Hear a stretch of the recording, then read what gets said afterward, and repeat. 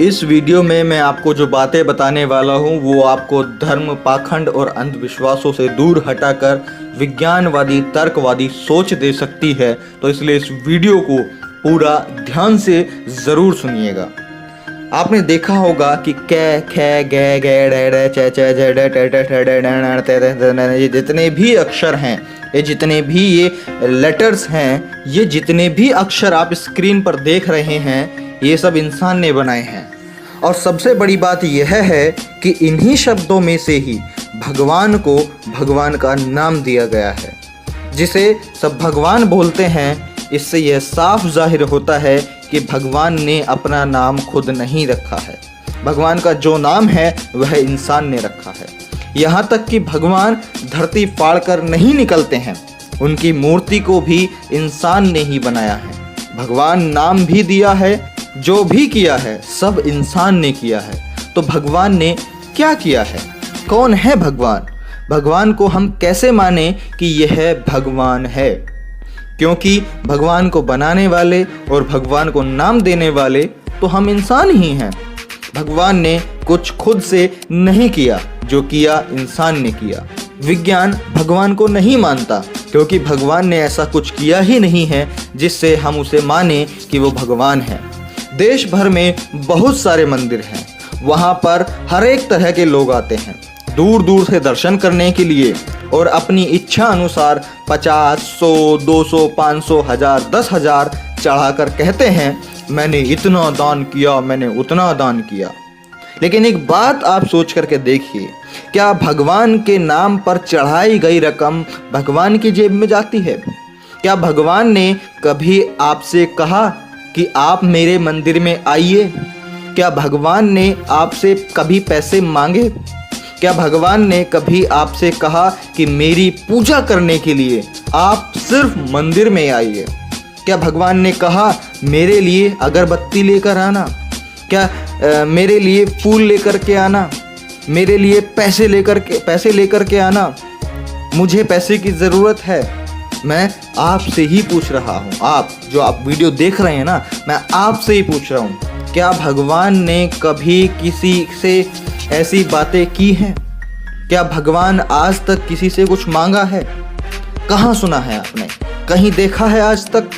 बहुत सारे लोग बोलते हैं मैंने मन्नत मांगी थी, मेरी मन्नत पूरी हो गई, यह काम हो गया, मेरा वह काम हो गया, मेरी यह मन्नत पूरी हो गई, मेरा वो काम हो गया। लेकिन मैं आपसे पूछता हूँ, जो आपका काम हो गया, क्या भगवान खुद आकर के किया? मैं आपसे पूछना चाहता हूँ, अपने दिमाग और दिल पर हाथ रखकर मुझे बताइए कि जो काम आपका हुआ है, क्या भगवान ने या खुदा ने खुद आकर के किया है, या फिर तुम्हारी मेहनत और तुम्हारी लगन से पूरा हुआ है, या फिर तुम्हारी कठिन परिश्रम से तुम्हारा काम पूरा हुआ है? भाइयों, दुनिया बहुत आगे निकल गई है। अब मन से, अपने अंदर से भगवान नाम का जो डर है उसे निकालो। बस बहुत हो गया। ब्राह्मणों की झूठी तस्वीर को मिटाओ, जो सिर्फ उन्होंने अपने स्वार्थ के लिए बनाई है। इस बात को पॉइंट आउट कीजिए, जो सिर्फ उन्होंने अपने निजी स्वार्थ के लिए बनाई है। मैं आप सभी लोगों से कहना चाहता हूँ, मेरे सभी साथियों से कहना चाहता हूँ कि अंधविश्वास भगाओ, अपने आप को बचाओ। देवताओं ने सिर्फ राक्षसों को ही हराया है, मुगलों और अंग्रेजों को क्यों नहीं हराया, जो कि हमारे इंसानी जिंदगी के लिए बहुत बड़े अभिशाप थे। महिषासुर को मारकर दुर्गा देवी कहलाई, और बलात्कारियों को मारने वाली फूलन देवी डाकू क्यों कहलाई? पहले तो धड़ाधड़ अवतार जन्म लेते थे, शिक्षा का युग आते ही अवतारों की नसबंदी क्यों हो गई? कोई पैदा क्यों नहीं हो रहा है? नया भगवान या कोई नई शक्ति जन्म क्यों नहीं ले रही है? इस बात को आप समझिए कि आस्था ही अंधविश्वास की जननी है। आस्था मूत्र आपको पिला रही है और नारियल का शुद्ध पानी फिकवा रही है। भारत दुनिया का इकलौता देश है जहां मिट्टी की मूर्ति को देवी कहकर कपड़ा पहनाया जाता है और जिंदा औरत को नंगा करके घुमाया जाता है।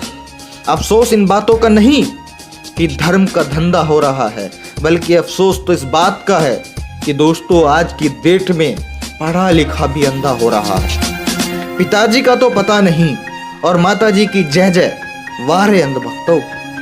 9 दिन मिट्टी की मूर्ति के लिए भूखे नंगे रह लेंगे, लेकिन जिस माँ ने 9 माह पेट में पाला उसके लिए भी कभी 9 दिन भूखे रह के दिखाओ।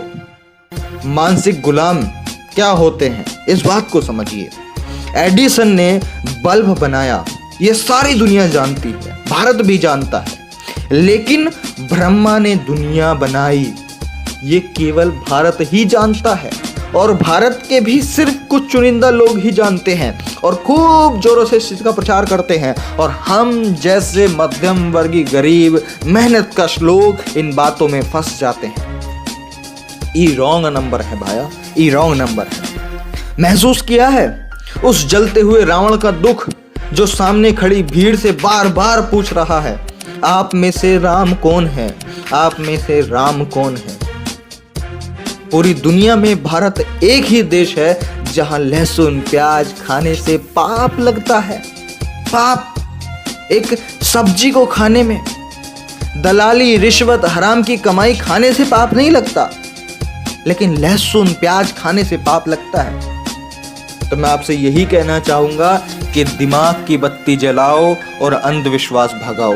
इस देश में अंधविश्वास और पाखंड और ये धर्मवाद इतना ज़्यादा है, यही एक कारण है कि चाइना जैसे विकसित देश हमें कभी भी आंख दिखाकर चले जाते हैं। अगर हमारा देश भी टेक्नोलॉजी में साइंस की तरफ आगे बढ़ रहा होता, नॉलेज एजुकेशन पे आगे बढ़ रहा होता, फैक्ट्स एंड ट्रुथ के बेस पर आगे बढ़ रहा होता, तो शायद आज हमारा इंडिया भी डेवलप्ड होता।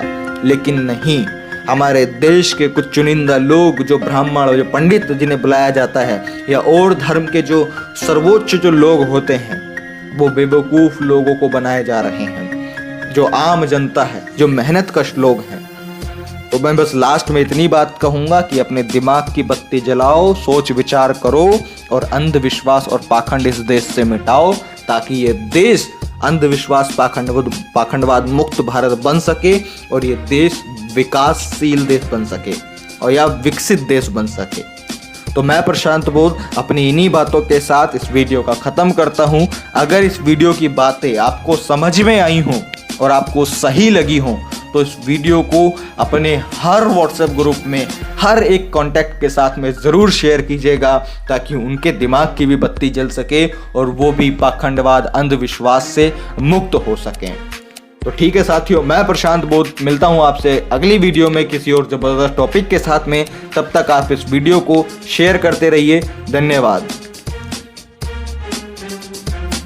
ये कुछ ज़रूरी वीडियो हैं, इनको देखने के लिए डिस्क्रिप्शन में लिंक पर क्लिक करके भी आप देख सकते हैं। लेकिन अगर आप इस वीडियो को फेसबुक पे देख रहे हैं तो यूट्यूब पे सर्च कीजिए प्रशांत बोध और चैनल पे क्लिक करके आप इन वीडियोस को देख सकते हैं। चाइना ने आपको आपकी औकात में दिखाई है। हमने कौन सा साला चाइना को कुछ ले दे थोड़ी रखा है कि हमको उसी का चलाना है। मैं ये कह रहा हूँ कि रेंट बाहर आ जाएगी इंडिया वालों की। मस्जिद में बनेगा, हमारा धर्म सर्वप्रथम है, ये देश हिंदू राष्ट्र बनेगा। 100-200 चुटिया वाले ब्राह्मण होंगे जो हराम की बैठ के खाएंगे। ये मंदिर, मस्जिद और भगवान ये सिर्फ एक धंधा है, एक व्यापार है। अगर मंदिरों में या भगवानों के नाम पर लोगों के बीच में आस्था होती, श्रद्धा होती, तो यहाँ पर फायदे और नुकसान वाली बात ही नहीं आती। लेकिन जो ये खबरें, जो न्यूज़ आप देख रहे हैं कि इस मंदिर को हुआ 400 करोड़ का नुकसान, इस मंदिर को हुआ इतने करोड़ों का नुकसान, तो इस बात से आपको समझना ही पड़ेगा।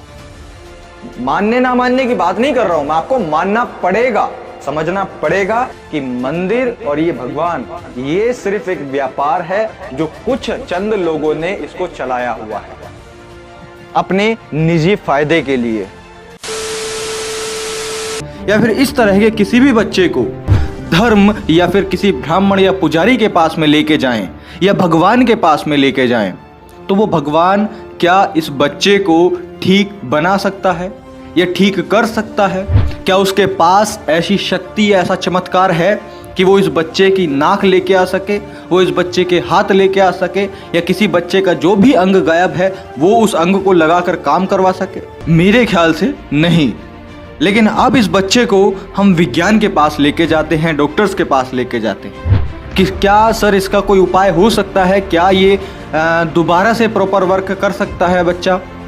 तो ज़रूर डॉक्टर यही कहेंगे, विज्ञान यही कहेगा कि यस, ये बिल्कुल संभव है प्लास्टिक सर्जरी के द्वारा। वीडियो के नीचे इस लाल बटन को दबाकर चैनल को सब्सक्राइब जरूर कर लें और इसके साथ में घंटी का बटन दबाकर ऑल पर जरूर क्लिक कर लें ताकि आने वाले टाइम की हर वीडियोस की नोटिफिकेशन आप तक जरूर पहुंच सके।